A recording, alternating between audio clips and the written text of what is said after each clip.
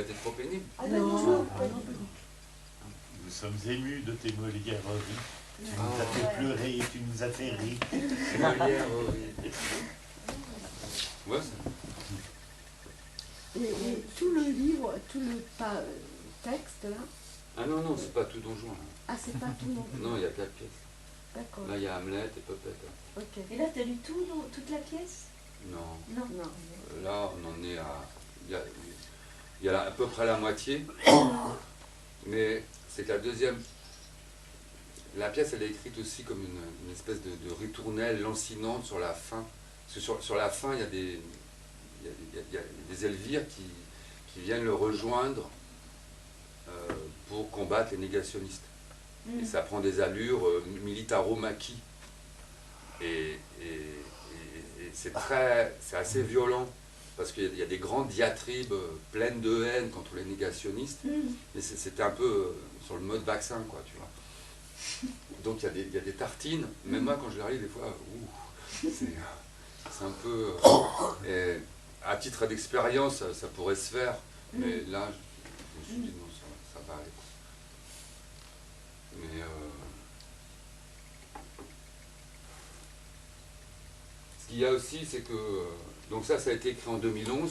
En 2011, la justice en France était toujours bloquée. C'est-à-dire que Alain Gauthier, c'est l'association du CPCR, du collectif des partis civils, qui s'est créé dans les années 2000 pour arrêter les criminels rwandais, génocidaires, qui sont en France. Il y en a une centaine encore, qui commencent à être jugés, mais qui étaient complètement impunis parce qu'ils ont été ramenés par l'armée française, qui a ramené les criminels. Et il y en a qui ont été dans des couvents, il y en a qui ont été docteurs, dans des hôpitaux à Tours ou à Paris. Et Alain Gauthier, avec sa femme Dafrosa, qui est une survivante, ils ont fait tous les dossiers de tous ces criminels. Il a pris sa petite voiture, il allait dans les villes, il les prenait en photo. Il les suivait chez leur domicile, et il faisait tout le dossier pour les flics. Puis il remettait ça aux flics, alors les flics me remettaient ça au juge, et puis tout le monde s'en foutait. Et en 2008, moi j'apprends cette histoire, et lui, Alain, son truc c'était, il voulait bien faire des conférences partout en France, n'importe où, pour que les gens soient au courant. Que dans leur pays, il y avait 100 génocidaires en liberté déjà. Il y en a un qui a foutu le feu à Nantes, dans une église. Ah ouais. Ouais. Il n'y a pas eu de mort, mais parce que c'est aussi des gens dangereux. Quoi. Ouais.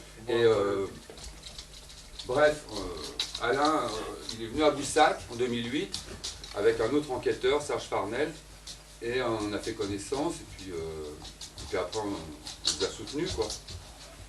Mais c'est pour ça que j'avais écrit le procès des criminels français, parce que la justice était complètement bloquée, et puis on savait très bien qu'il y avait des complices français qui étaient complices de ces génocidaires, qui les avaient même planqués jusqu'en France. Et ce n'est qu'en 2013 quand j'ai performé le procès des criminels français, la justice s'est débloquée. C'est vrai. Ah ouais. J'ai performé à la salle polyvalente, et le public, il y avait 20 personnes, qui étaient des amis de la famille, de mes parents, entre autres, puis quelques jeunes. Et le public, c'était assez décalé, parce que avec Arlecchino avec un marteau à taper sur la table pour les mettre en tôle, et ou les pendre, ou les écrabouiller, quoi, tu vois. Ça durait 3 heures. Et c'est le public, le lendemain, ils ont voulu aller au square des Justes, pour mettre tout seuls, ils ont été tout seuls. Ils ont mis des fleurs pour les enfants assassinés au Rwanda. Et la justice s'est débloquée 2 mois après. On a eu droit à un premier procès d'un génocidaire rwandais. Parce que là, la pièce, elle est écrite comme... Enfin, à l'époque, on n'en voyait pas le bout, quoi. On se disait, jamais il y aura... Ça se débloquera, quoi. Et c'était aussi... C'était tant pour... Et là, ils sont condamnés, les génocidaires? En France, maintenant, ouais. Ils commencent à prendre, il y en a compris 40 ans, et il y en a compris perpète. Alors, ils font appel, non, ça dure des années. Mais là, il y a une nouvelle juge au pôle crime contre l'humanité et génocide. Il y a eu plusieurs juges. Pendant 29 ans, ça a été l'horreur. Mais maintenant, il y a une femme qui est jeune, qui n'a même pas 40 ans, je crois, qui est vraiment très bien. Et puis là, ça commence avec commence à parce que tous les dossiers sont prêts. Hein. Ouais. Ah ouais, c'est monstrueux. Ouais. Faut juste, Ouais, ça fait 30 ans. et elle commence à faire débloquer la justice. Et puis, il y a eu, alors justement, c'est ça que je t'ai dit tout à l'heure, il y a une nouvelle plainte, parce que sinon, il y a le CPCR, c'est pour arrêter les génocidaires rwandais en France, et puis il y a l'association Survie, survie.org, qui sont très bien. Survie, c'est tous ceux qui s'occupent depuis les années 80 de la France-Afrique. Hein. Donc là, ça a bougé pas mal avec le Niger, le Burkina Faso, le Mali, le Gabon, où la France se retire. Et Survie, ils ont été aussi à l'origine de la première plainte en France, où une ONG française a porté plainte contre la France pour complicité de génocide. Alors, c'est en cours, c'est toujours en cours. Ils ont été emmerdés comme pas possible, évidemment. Et puis là, tout récemment, il y a 15 jours, il y a, alors c'est Alain Gauthier avec des survivants rwandais qui, eux aussi, portent plainte contre la France pour complicité de génocide. Mais là, ce n'est pas ce qu'on appelle au pénal, c'est au tribunal administratif. Parce qu'ils estiment qu'on a assez de preuves, comme quoi il y a eu trop de manquements dans toute la chaîne de commandement, dans tout le gouvernement, entre les années 90-94. Et effectivement, on a toutes les preuves. Et donc, il y a un juriste spécialisé qui a pris le dossier et qui, lui, considère qu'on peut penser et dire que la France est complice de fait. C'est-à-dire, on a tellement de preuves, Il n'y a pas besoin. c'est évident. Quoi. Donc là, parce que là, c'est le 30e anniversaire de la commémoration du génocide. Et en France, tous les ans, les mêmes associations, les survivants, réclament justice. Et comme c'est 10 ans, 20 ans, 30 ans, c'est les gros anniversaires, il va y avoir un peu plus qui est fait. Donc j'ai eu Adélaïde aussi il n'y a pas longtemps, Adélaïde Mukantabana, qui était venue ici quand on a fait Star 21 en Rwanda. Elle va faire les commémorations à Bègle. Elle demande d'ailleurs si avec le Théâtre d'Or, s'il y a une proposition de théâtre. Alors c'est pour avril 2024. Ou ça peut être des textes, comme le texte que tu as écrit, Bruno, Ouais. je sais pas, tu vois, Ouais. si ça vous dit. D'accord. Et, La grand-part, elle reviendrait donc. non, elle propose Ouais. que si le Théâtre d'Or, éventuellement, une proposition théâtrale, ça serait pour le faire à Bègle, D'accord.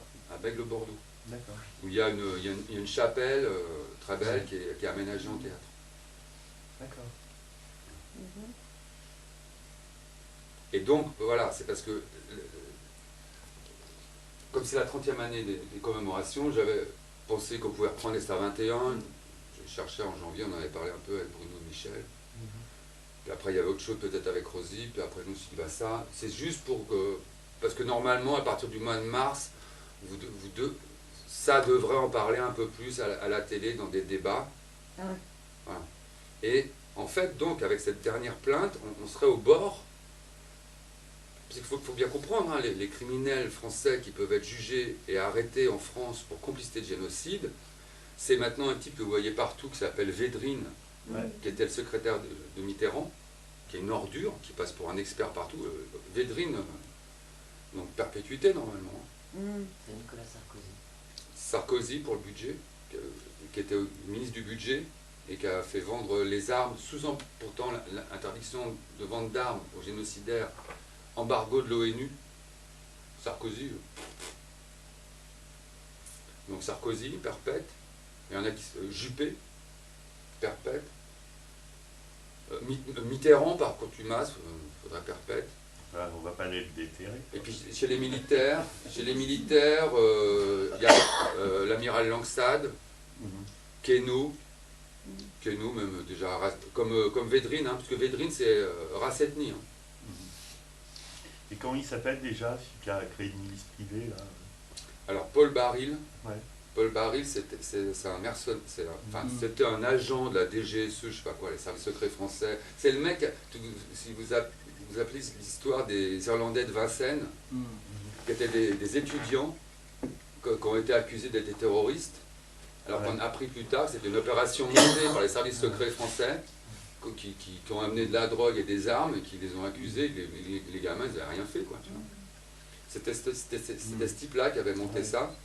Et ce type-là, dans les années 92-93, oui, on y va. Avec Agathe Habyarimana, qui était la femme du président, ils ont monté une opération qui s'appelait Insecticide, et où c'est des mercenaires, c'est comme Wagner, voilà, comme vous en avez parlé de Wagner, les Russes, là, c'est des mercenaires, et ils auraient parti, eux, ils ont prévu cette opération dès 93.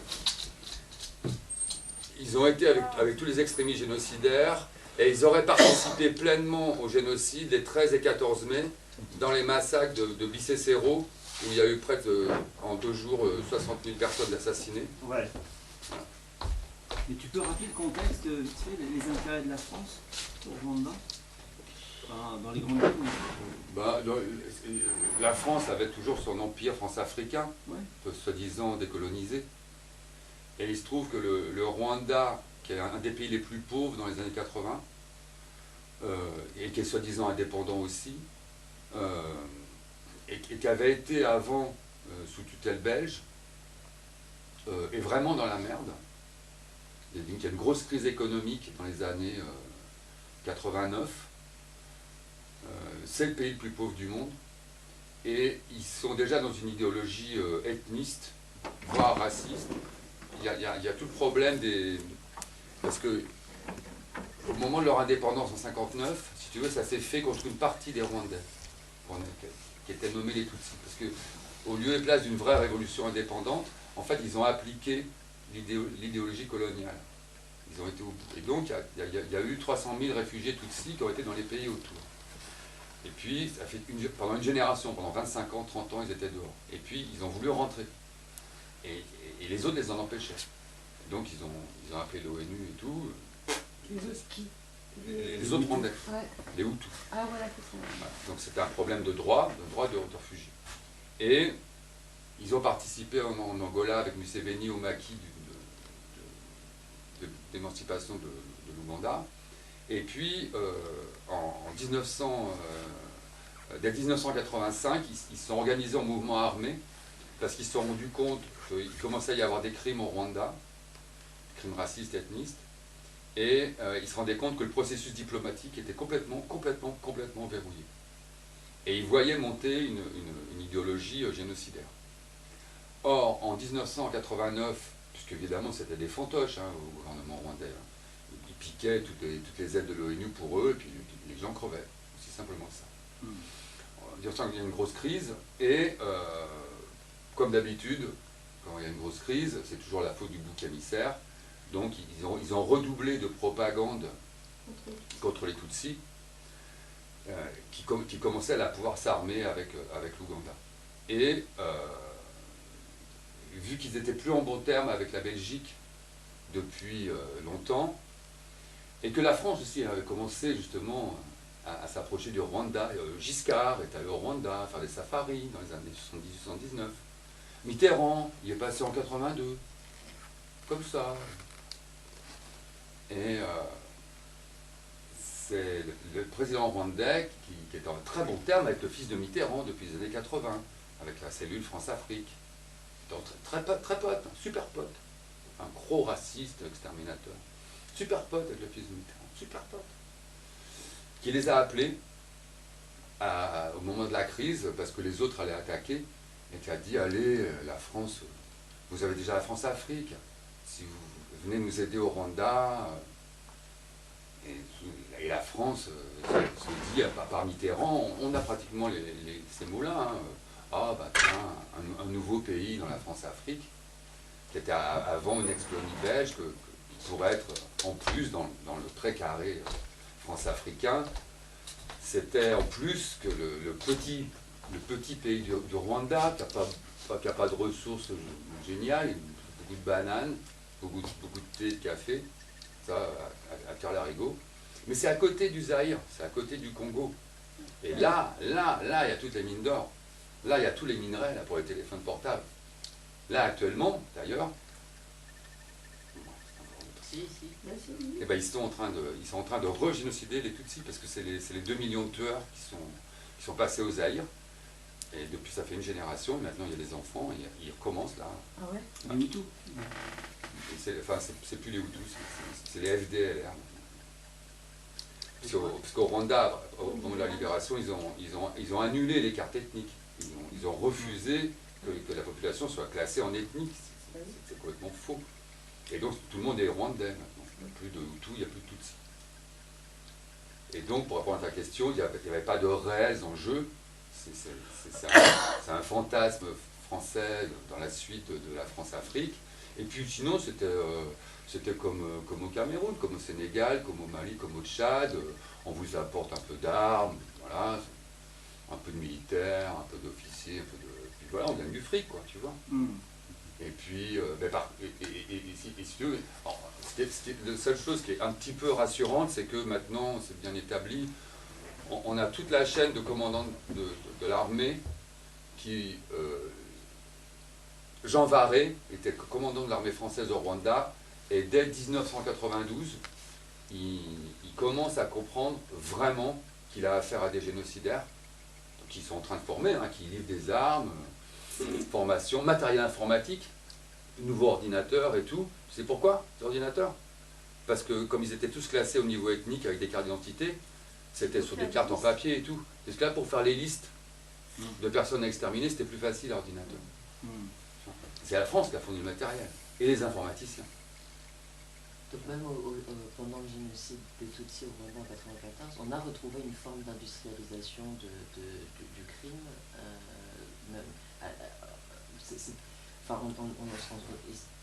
Ça a vraiment, avec des moyens différents, mais on est repassé par des machines, un truc plus efficace pour tuer, un truc...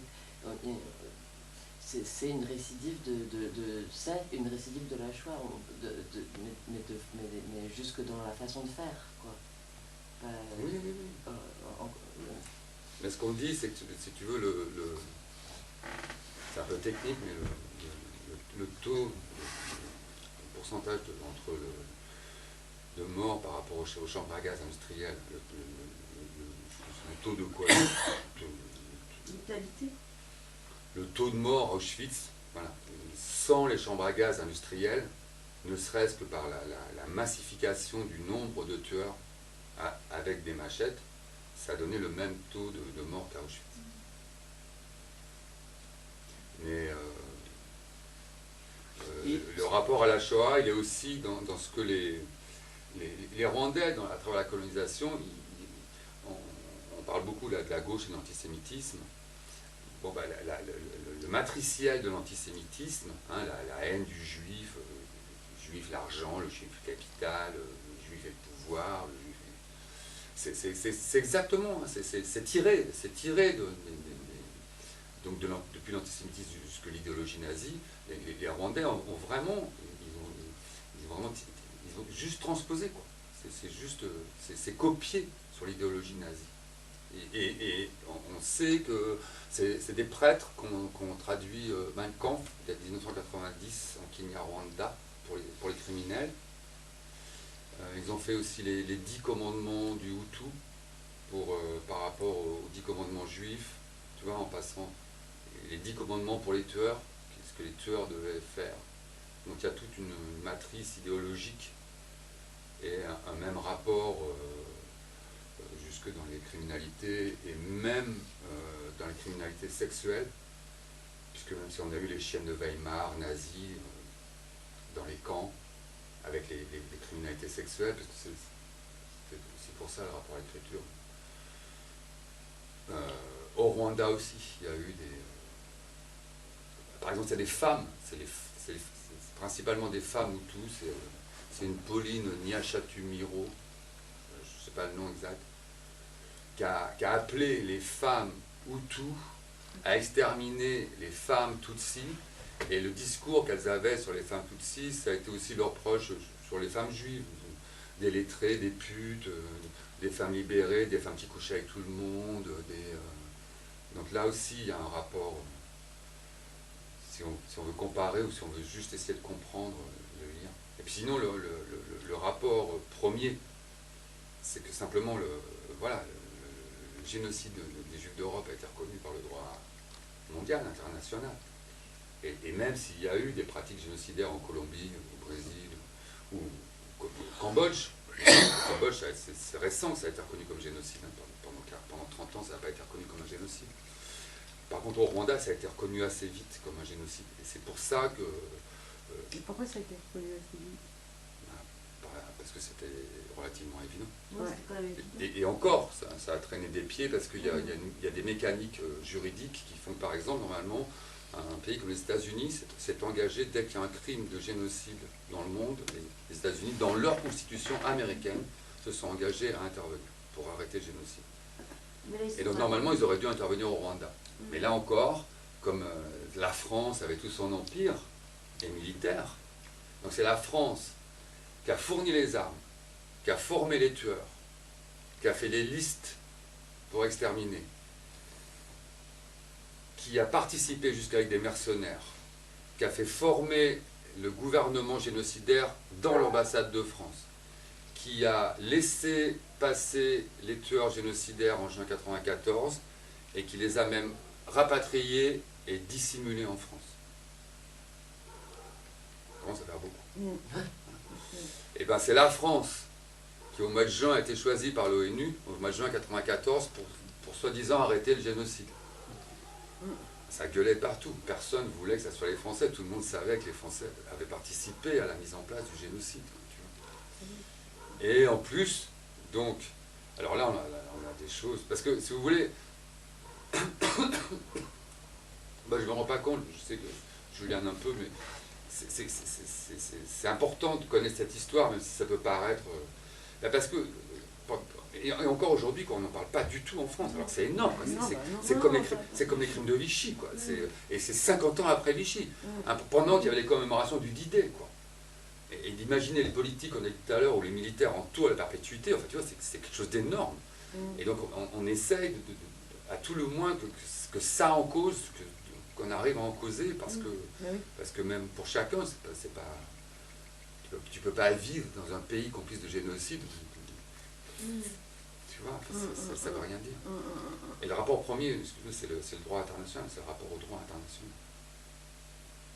Et c'est là qu'on doit, parce que c'est tout ce qui nous reste pour faire valoir, y compris là, ce qui se passe en Ukraine ou même en Israël-Palestine. Il n'y a que le rapport au droit international qui pourra faire condamner les criminels de chaque camp. Il n'y a que ça. Et la thèse, enfin, le projet qu'on a avec d'autres chercheurs, des philosophes, des femmes de l'université, c'était justement qu'en France, on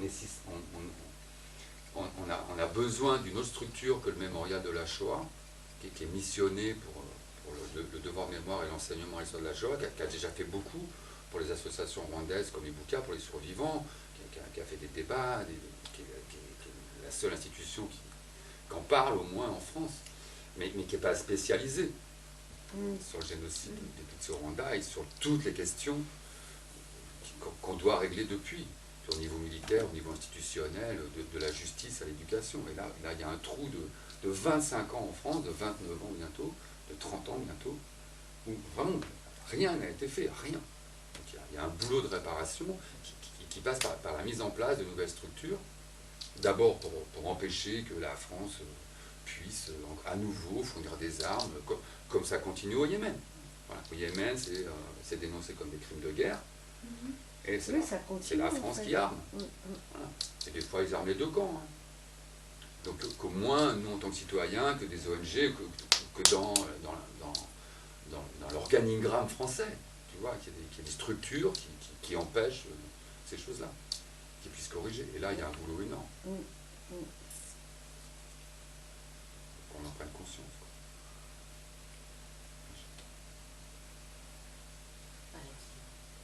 Ouais.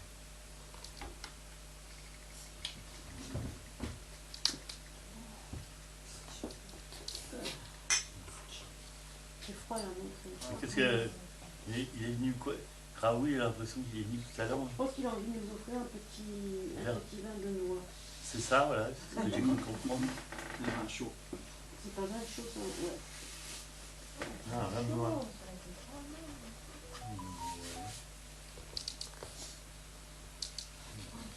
Moi, je préfère le vin. Pas le froid. C'est qui qui a une- Contre le froid, je préfère le J'ai entendu un téléphone sonner pendant le spectacle. Qui c'est qui doit une tournée générale au bar? C'est non, Ouais. c'est vous, vous-même. Ouais. On vous J'ai a pas de pas téléphone. payé pour de vrai, ça va. Qui c'est qui a laissé son téléphone sonner? Ah, je sais pas, j'ai entendu. Non, Ah bon non plus, j'ai pas Ok. entendu. Moi, j'ai entendu que c'était comme ça. Non, c'est-à-dire, j'ai entendu tout. Mais il a pas sonné. Ben, ça fait ça comment? C'est un message. C'est un jingle. C'est un truc de message Ouais. de ce monsieur. Les vues de ce monsieur. Donc,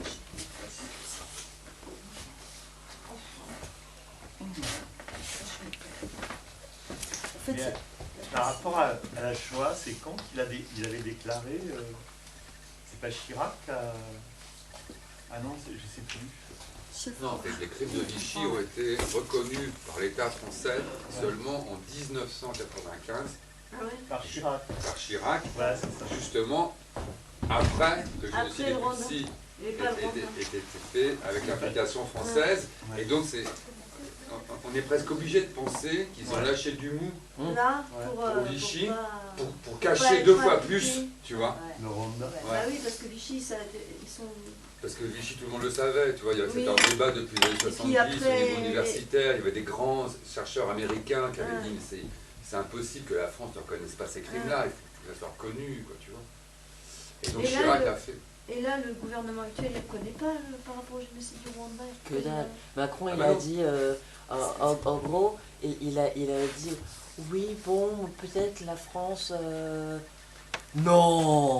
En gros, il a dit ça. Enfin, tu vois, il a laissé entendre Non, que peut-être il était attends. sur le point d'admettre que, mais pour complètement retourner le truc et dire qu'on n'est pas du tout coupable et... Voilà, très concrètement, il y a une commission Rwanda en France, il y a un rapport du clerc qui a été remis en 2019, en 2021, c'est tout récent.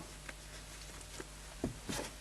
Le rapport du clerc reconnaît que la France a de lourdes responsabilités dans l'histoire du génocide des Tutsis au Rwanda. C'est un rapport de 600 pages.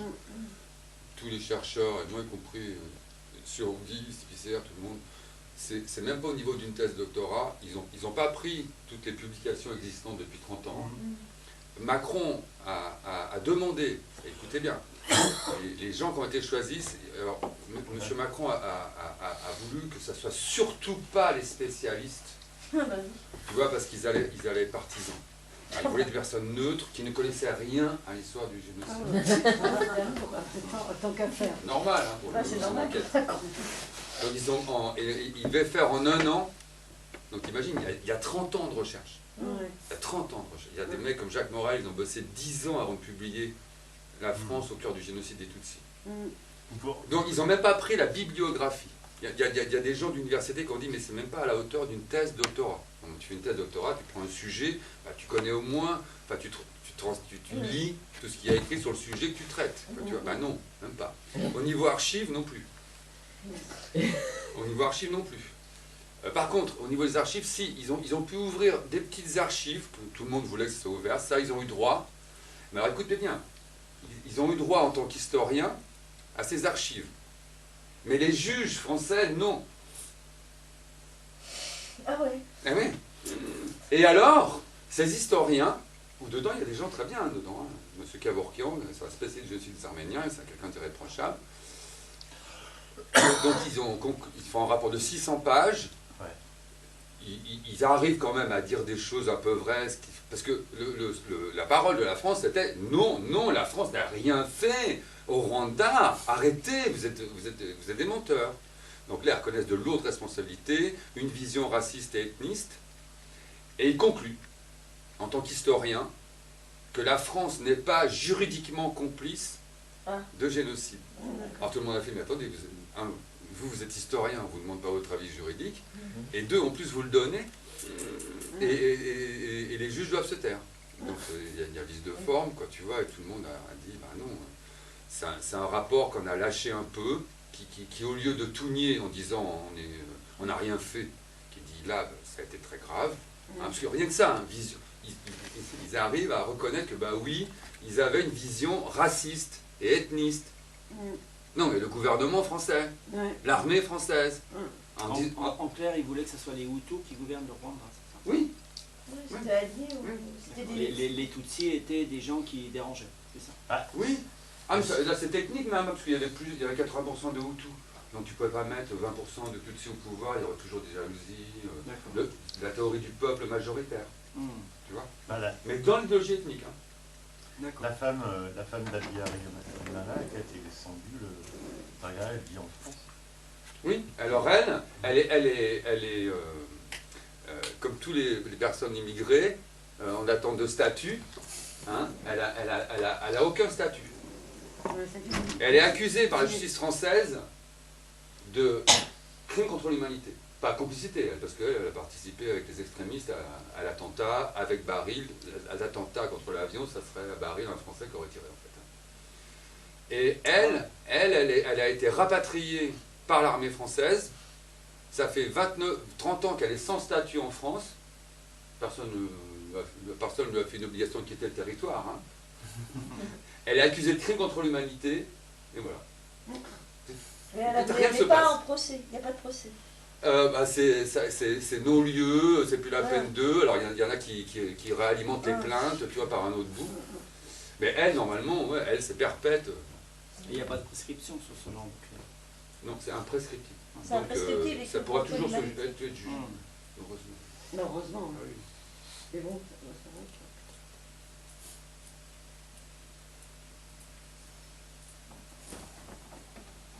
Bon, Mhm. et ben c'est joyeux tout ça.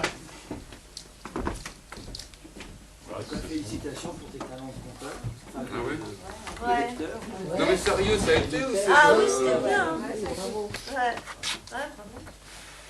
Le Non, texte est c'était- très riche, il n'était pas toujours facile à... Dense. Pour moi, Oui, oui, je oui. ne suis pas habitué à lire des textes aussi denses, mais avec ton talent, ta façon de le raconter, ça mettait du relief. Non, c'était... Et tout le début, vous n'êtes pas complètement à la ramasse. Alors moi je, perdu, je me suis demandé quand même, en fait, dès qu'il y avait des scènes, je sais pas, des paragraphes, je rentrais dedans, puis après je me demandais quel était le lien de chaque chose en fait. Ça, voilà, moi je me demandais quel était le lien en fait. Sur la folie. Hein? Sur la folie. Ouais. Il y avait- Et le début en fait, le début, c'est vraiment, il y a vraiment une pensée sur l'écriture. Oui. Hein, c'est ça. Oui. Une pensée sur l'écriture. Ouais, ça, et après comment ça démarre sur l'histoire en fait. Bah, c'est ça, c'est que ça, si tu veux, c'est plus de l'ordre du glissement. Ouais. Tu vois, c'est un peu une figure comme ça. Alors évidemment, c'est pas... Ça fait comme un prologue en fait. Oui, ça fait comme un On prologue. peut dire que c'est comme un prologue. Oui. Il y a un prologue, Ouais. et puis on démarrait par des scènes. Ouais. Mais c'est sûr que comme les scènes, ça reprend plusieurs élevires, ça reprend un peu les mêmes thématiques, donc des fois Marie a froid. ça glisse. Voilà. Marie a froid.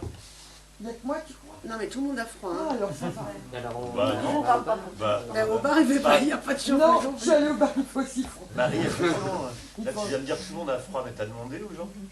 Ah oui, mais bon, Toi, t'as pas froid. T'as pas Bah froid, non. Brûle. Non, t'as c'est pas froid. tout le monde a froid, tu parles pour tout le monde. Parle dans ton nom. Qui n'a pas froid? Bah moi, Voilà, c'est- Je suis tout le monde. Tu devrais dire je suis tout le monde. Oui, je suis. bah non, c'est le début du Bah fascisme, ouais, ça. on peut boire, Ouais, regarde, ça on boit un verre quand même. On peut Ouais, pas c'est faire comme ça. ça. Et mardi, on peut boire un verre dans le théâtre. Bah oui, et on pourrait mettre peut-être un petit peu de chauffage, quoi. Hein. ouais, un On cendrier. pourrait mettre un peu de chauffage en haut, et comme On ça, va, on on va, est de toute façon, on va pas rester. Bah, je sais pas, Raoul, il voulait peut-être nous inviter chez lui Cécile, Ouais. parce que j'ai un peu pour le vin de noix. Enfin, je sais pas. Parce que chez nous, de toute façon, il fait froid. C'est pareil que dans le théâtre. Tu l'avais pas fait. Bon, nous, on fait jamais feu. Des fois, dans ma chambre, je dors, il fait Des moins salles 4. de donne, nous on n'a pas de feu. Moi, Il est mignon. Mais nous, on n'en a pas. Nous on n'en a pas. On n'a pas de matériel pour faire du feu. On a J'ai pas le droit de de feu. raconter des conneries, attends. Enfin, c'est quoi? Oui, mais pas Arrête de... toujours. Bah si, Pas toujours. moi j'excelle, moi j'ai C'est bien le lire, c'est très riche. Hein? C'est bien le lire. J'aime bien. Ouais.